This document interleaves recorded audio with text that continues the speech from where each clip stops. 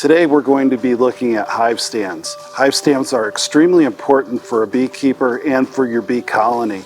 We want to get that hive off the ground, and we have 3 different types of hive stands to look at today.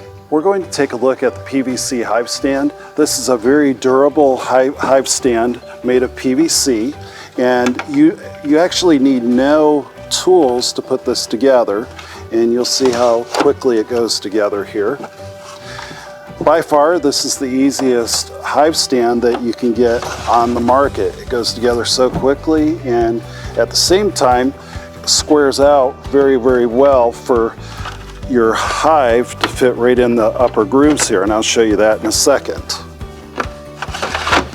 All right, so here is the hive stand. It is together, and there's some stainless steel rods that go in, and this will hold your frames as you inspect your hive.